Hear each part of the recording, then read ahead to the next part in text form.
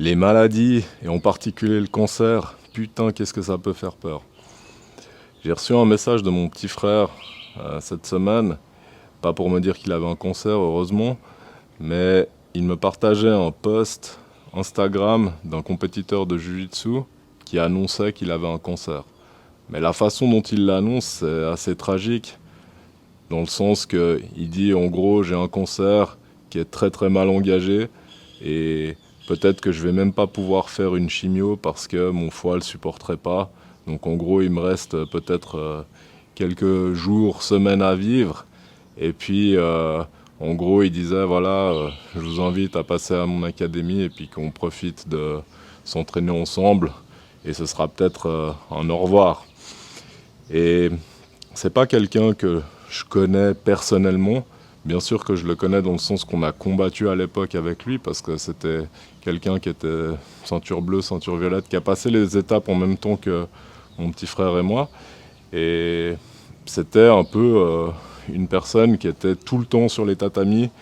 Dans toutes les compétitions, on le retrouvait.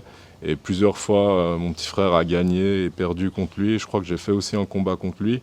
Donc c'est un peu les personnes qu'on avait l'habitude de voir dans le circuit quand on combattait beaucoup. Et c'est vrai que ça donne un peu un coup parce que, en gros là il dit, voilà, j'ai passé toute ma vie à faire du jiu-jitsu et je vous invite à un dernier entraînement parce que là en gros je vais tirer le rideau quoi. Et c'est quelque chose devant lequel on n'est pas tous égaux. C'est clair qu'il y a des gens qui fument, qui boivent, qui vivent une vie de merde, comme des cloportes, et ils finissent par enterrer tout le monde et à mourir à 85 ans. Et c'est comme ça, c'est la vie. Mais je me dis, par rapport à ça, on a quand même le devoir d'essayer de bien se comporter, en tout cas avec son corps, vu qu'on n'en a qu'un, et de faire tout ce qui est en notre pouvoir pour aller le plus loin possible. Et c'est un peu un sujet qui peut diviser parce qu'on peut se dire ok mais alors si un gars comme lui qui s'entraînait à fond, qui a dédié sa vie au sport, qui a tout fait pour que ça aille bien, il a chopé un cancer assez jeune et puis maintenant il va y rester. Alors au fond à quoi ça sert de faire bien les choses? Et je pense que c'est ça la différence de mentalité entre les gens qui ont abandonné, qui sont fatalistes et qui pensent que ça sert à rien parce que de toute façon tout le monde a le même nombre de chances de crever. Oui, on peut traverser la route demain et crever. Mais moi, l'histoire du cancer, ça me fait vraiment penser au débarquement, comme dans le Soldat Ryan. Tout le monde débarque sur la plage et c'est tellement facile de se prendre une bastos que c'est vraiment de la loterie. Celui ou ceux qui vont arriver jusqu'à la plage, eh ben, c'est quelque part qu'ils ont eu de la chance. Et c'est pas quelqu'un de proche à qui il arrive ça. Par contre, c'est quelqu'un qui a partagé les mêmes passions que nous, qui s'entraînait, qui a dédié sa vie à ça. Et le fait que quelqu'un comme ça ait une maladie de ce genre et va potentiellement mourir parce qu'on ne pourra pas le sauver, ça fait quand même réfléchir. Et même si on ne le connaissait pas très bien, pas personnellement, on a échangé quelques fois avec lui et le fait d'avoir combattu contre lui, de savoir voilà à chaque compétition qu'on va faire, ce gars il sera là, il est fort et on développe quelque part un lien juste en combattant avec lui. Moi j'ai combattu une fois contre lui, mon petit frère a perdu et gagné plusieurs fois contre lui, donc sur les tournois, avant, c'était considéré comme quelqu'un de fort. Il venait d'Angleterre, il venait faire des tournois en Suisse, comme nous, on allait aussi à l'étranger. Et voilà, c'est des gens qu'on retrouve sur notre chemin quand on fait de la compétition. Et c'est vrai que ça fait bizarre. C'est pas la première fois qu'il m'est arrivé quelque chose comme ça, mais à chaque fois, ça fait réfléchir. Par exemple, la première personne avec qui j'ai combattu en MMA, c'était un adversaire qui était déjà très très fort, plus fort que moi. Et après, il est parti dans le circuit professionnel. Et quelques années après, j'ai appris qu'il était mort, bêtement, alors que c'est quelqu'un qui était en forme. Je ne sais pas exactement ce qu'il a eu. Mais voilà, j'ai appris qu'il était mort.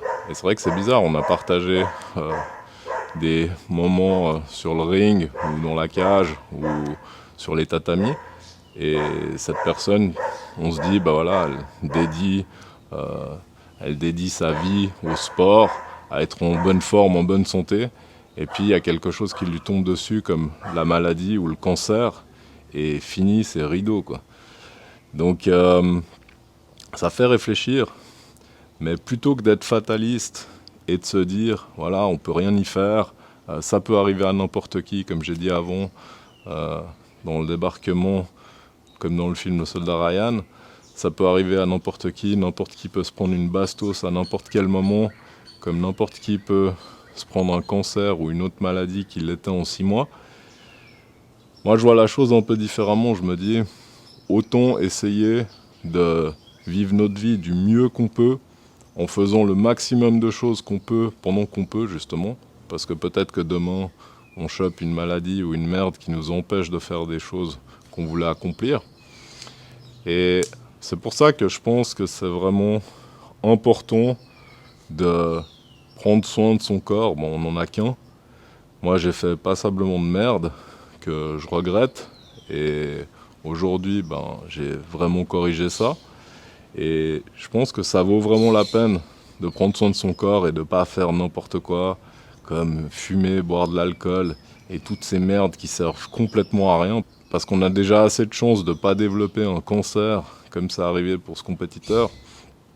Et si on peut tenir ça le plus longtemps possible et rester à l'écart de toutes ces maladies de merde qui peuvent nous tomber dessus, ça peut passer aussi par l'alimentation. Plus on mange de merde transformée ou de choses comme ça, plus on sait qu'on peut à un moment donné développer une maladie de ce genre. Donc voilà, moi c'est un peu ma mentalité et c'est surtout la réflexion que je me suis faite suite à ce message que j'ai reçu. Et bon, j'espère qu'il s'en remettra quand même, qu'il va pas y rester, que peut-être sa chimio va fonctionner et que ça ira pour lui, mais c'est clair que c'est quelque chose que j'entends de plus en plus autour de moi. Voilà, moi j'ai plus de 40 ans et j'entends des gens qui ont grandi avec moi qui commencent à développer des cancers ou des choses comme ça, et c'est souvent pas les personnes qui prennent pas soin d'eux. Donc voilà, ça fait réfléchir. Et dans les prochaines vidéos, justement, on abordera tout ce que j'ai mis en place depuis mes 35 ans, on va dire, pour vivre ma vie du mieux que je peux et éviter au maximum toutes ces choses-là. Et voilà, si ma foi, une maladie doit me tomber dessus du jour au lendemain, on pourra dire que j'ai pas eu de chance et qu'au moins j'aurais fait le maximum et j'aurais pas attendu ce genre de sentence pour commencer à réaliser que la santé c'était important. Voilà, on se voit dans la prochaine vidéo.